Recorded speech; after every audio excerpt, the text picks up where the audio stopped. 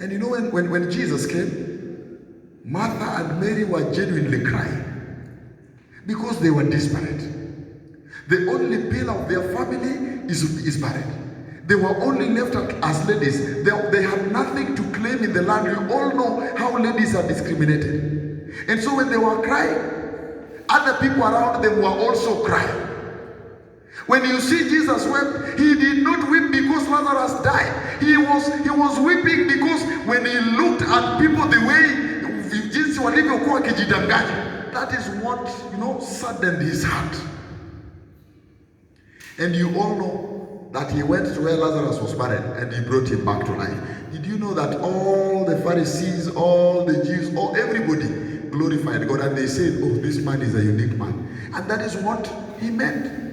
But before that came, what was in place? It was that Jesus had lied, and nobody would believe in him. He appeared as a false prophet. That is why I'm saying that this Jesus has not delayed in our cases. Now let me tell you this as I close.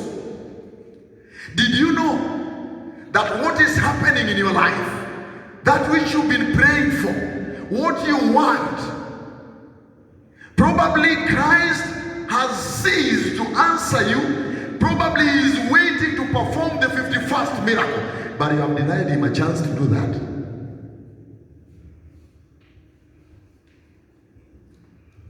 Why? Because you've chosen to go the shortcut way. You have chosen to do it otherwise. You have your own means, because if Christ cannot do it for you, you can do it otherwise. Did you know that if Mary and Martha would resort to other means, probably Christ would have not performed the 50th miracle? I only came to challenge all of us. I know you've been praying probably for your condition of sickness. I know you've been praying to find something to do because you are done with your school. I know you've been praying to find a woman to live with or a man. I know we've been praying for different things in our lives. You are trying to become a person in life, it is not there. Your age mates are doing well in town. Even your juniors are doing well. You look at yourself, you seem to think that you've been forgotten. Now let me tell you, God has allowed you to be in that condition. Probably something greater is waiting. Amen, somebody? There is something God wants to do, and I would wish to challenge all of us that we stay put in Christ. Never resort to other means, for when you resort to other means, we are vindicating another person. Yesterday I was sharing with my sister Doris, and I told her that do you know that God and the devil talks? They sometimes talk about your case, and they argue seriously about your case. They really argue. In the case of Job, they argue. In the case of Christ, they argue. In the case of you and me, they are arguing, because the Bible puts it very clearly. Like we read yesterday in the book of Luke chapter 22, from verse 31 and 32. The Bible recorded very well that Jesus revealed unto his disciples through Simon that the devil desires to separate them from him. So that is his business.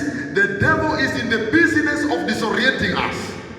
He takes advantage of our conditions that God has allowed to be for his glory to be seen. And by the way, whenever we are resorting to other means, my friends, we are vindicating the devil. You never know the talk. And when God allows the devil to come and tempt you, God knows very well that you can withstand that temptation. So when you are withdrawing and doing other things, I tell you for a fact, instead of vindicating Christ, you are vindicating the devil. Do we have the strength to stay put in the Lord? Because this Christ never delays. Probably the 51st miracle is yet to be performed through you, but you have chosen to deviate. You have chosen to deviate. That is why John says in the book of John chapter 1 verse 11 and 12 that this word came to his people, and his people received him not. But for the few that received him, even ignorantly, he gave them the power to become his children. You know, you can receive Christ ignorantly. I remember the last plague when the Israelites were supposed to be taken out of Egypt. When God gave them a command and an instruction that you will slaughter an animal and smear on the forefront of your houses the blood. Because the angel of the Lord will come overnight and he will surpass every door that has the blood.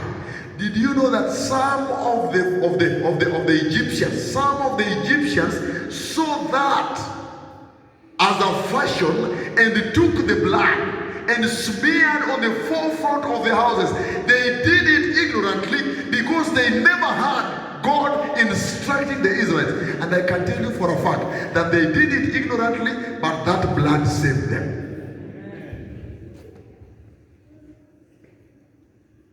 They did it as a fashion.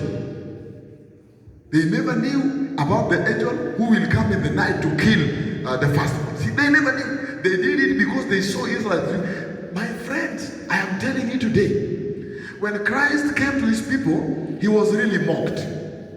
People mocked Christ.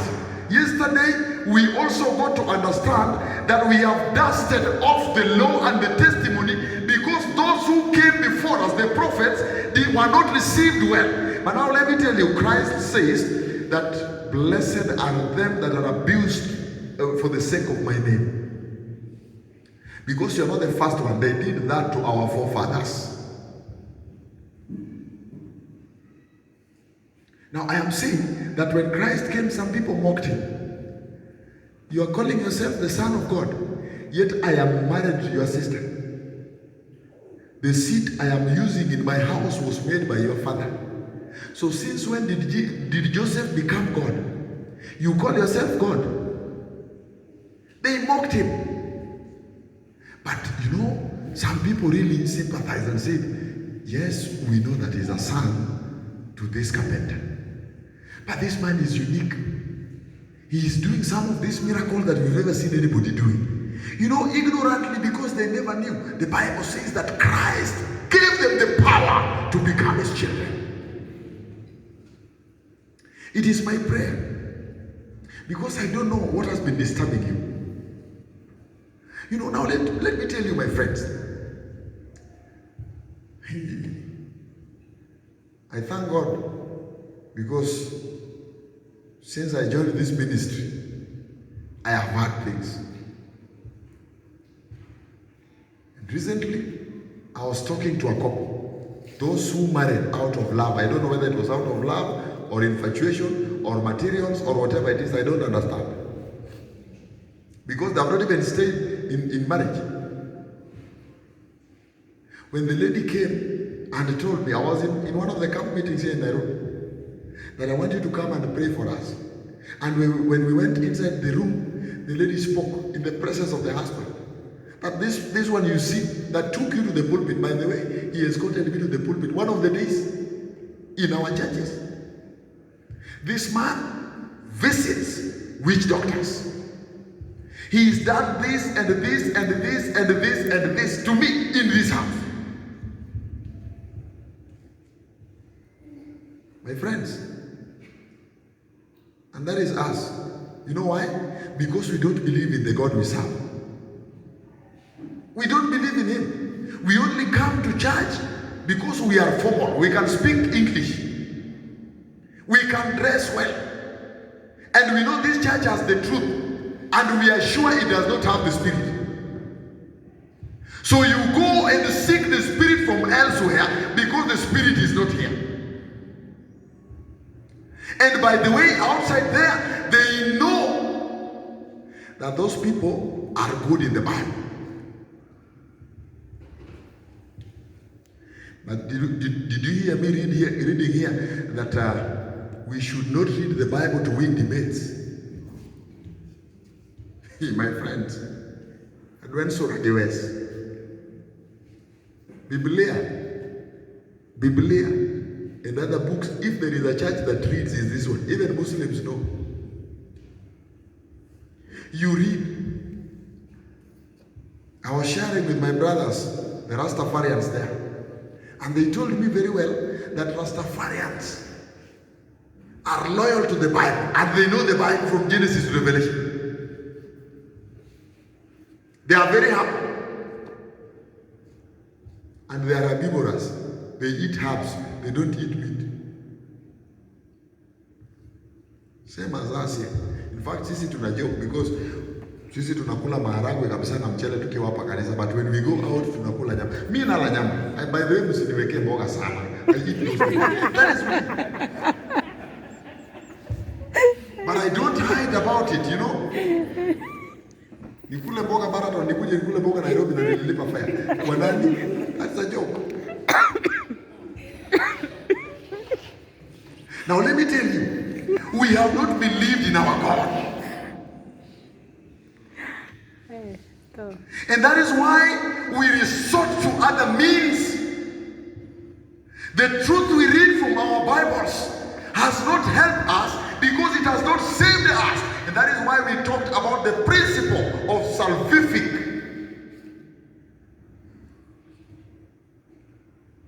And I challenge all of us that if you can read the Bible and you don't get saved, you are doomed to fail, my friends. We cannot afford to have the truth and we don't walk in that truth. Then we'll be fulfilling the prophecy of speaking water, talking water and drinking what? Wine. Did you know?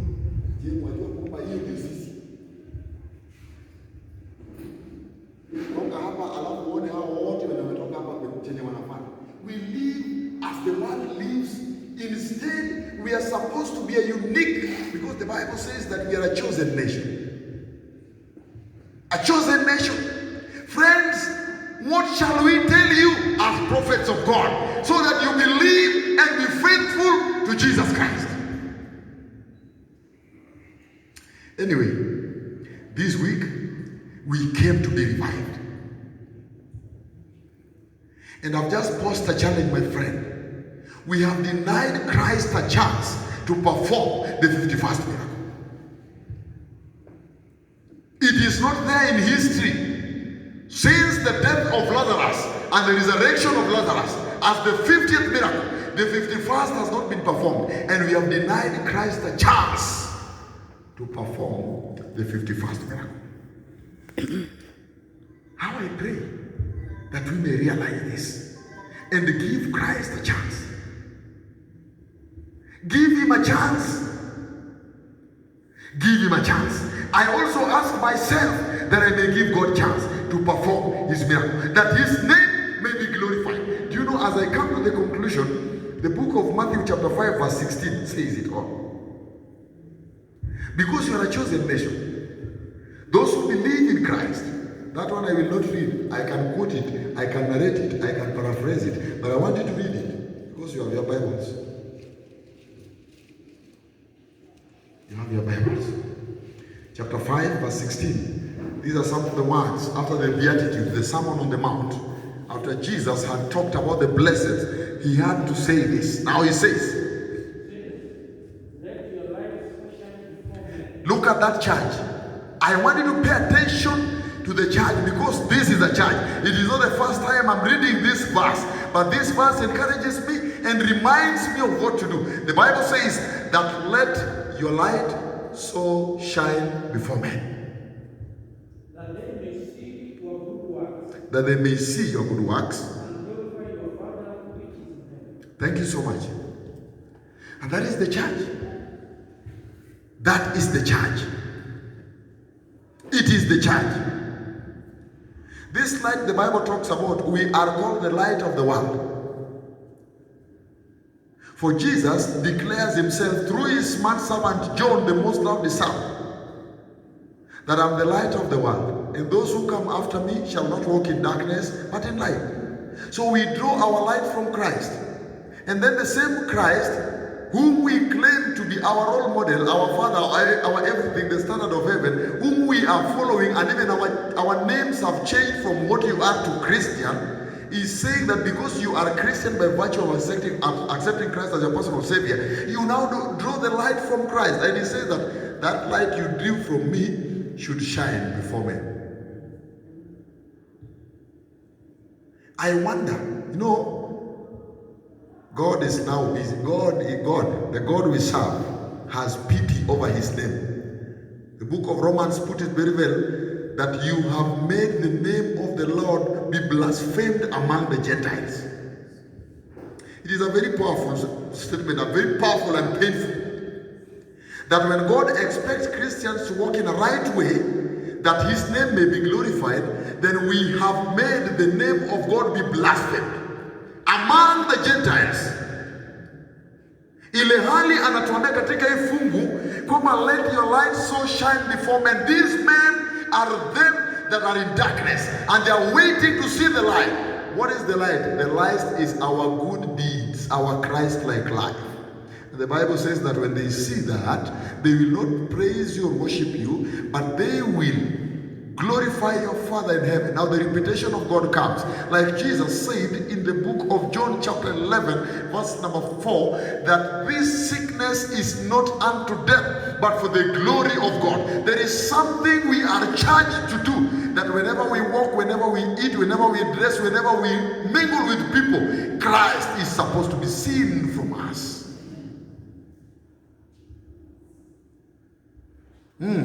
Paul takes the same consistency and he writes to us in the book of 1 Corinthians chapter 10 verse 31, and he says that he answered and said that whether you eat or drink, whatever you do it to glorify God. So my friends, what do you think is left? We have denied God a chance. Because instead of people worshiping the God we serve, they wonder the God we serve. Why? Because the way we live, our standard is really, diminishing. It is my prayer this evening that we change our ways. The only way that we can change our ways is to repent, to apologize to God, and begin afresh with Him. This week, we came to be revived. We want to ask God to forgive us our sins. We want to begin afresh with Christ. It pains me. It pains heaven. God says that I have pity over my name. He says it. You think it's a joke? You can read from the words of the prophet. I think I am compelled to read this as the last verse so that you understand what God says. The book of Ezekiel, chapter 36. I think from verse number 20. There is something God says. 36:20 Ezekiel. Ezekiel, I told you, is a prophet of God. He was a prophet. He was a priest before he was revealed. He got to the revelation to become a prophet. And God used him to issue stern warnings. Now this is what God has to say through his manservant. Now you can read. 36:20, the Bible says. And when they entered unto the Eden, whither they went, they profaned my holy name. Look at that. And where they went, they are the Israelites. Whenever the Israelites went, the God's firstborn, whenever they went, they profaned the Lord's name. Read. When they said to them, these are the people of the Lord, and are gone forth out of his land. Now look at that. Usifunge hapo. Biblia inasema kwamba watu walikuwa wanasema hawa ndio watu wa Mungu. Mnasema hawa ndio watu wa Mungu. Mnasema hawa kabisa ndio wa Kristo hawa. When somebody says so, there is something they're doubting. Yaani mnasema hawa ndio watu wa Mungu. Hawa wadono wa mama. Hawa. And that is what the Bible says. That people used to say that you say these are the people of God. Hata wameondolewa kwenye shamba yao. And you still say that these people with their behavior, do they still belong to this God? And then the Bible says, But I had pity for my holy name. That is God. God says that, but I had pity over my name. What people said about Christians reached God. And God had pity, had a concern about his name. You will read down there and you will understand that God says that now go and tell the Israelites, but by the way, I have chosen to protect my name. And this is the way I protect my name. I will do them everything good they don't deserve. I will make sure that they live well. I will make sure that they succeed in life. I will make sure that they don't get sick. I will make sure that I do everything possible, so that when people see them, they see the power of the Lord in them. Now let me tell you, you didn't succeed because of something good you did. Hallelujah, church. You only succeeded because God had pity over his name and he's chosen. Now, let's pay attention. He has chosen to make his name be understood among the Gentiles. The name you were supposed to take good care of, and you never took good care of. Because that is what the Bible says. Now tell them that any good thing they are enjoying, they are not enjoying because of anything good they did. I am doing that for the sake of my holy name.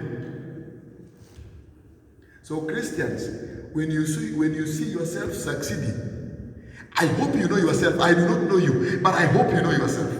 If you see yourself succeeding, you are not succeeding because you have done anything good for the Lord.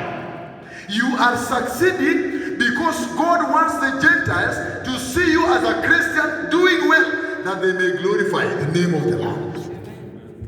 You think that when your son graduated, he graduated because you did something good for the Lord. You think that when God gave you a car, he gave you because you deserve it.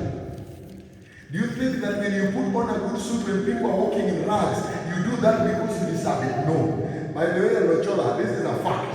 We are, when the Bible talks, the book of Ephesians 2 verse 9, our theme for the camp meeting says it all.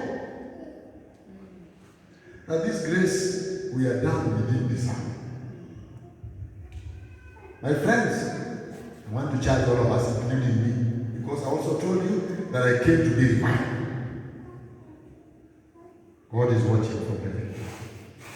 Let's all change from our wicked ways. Let's give God time.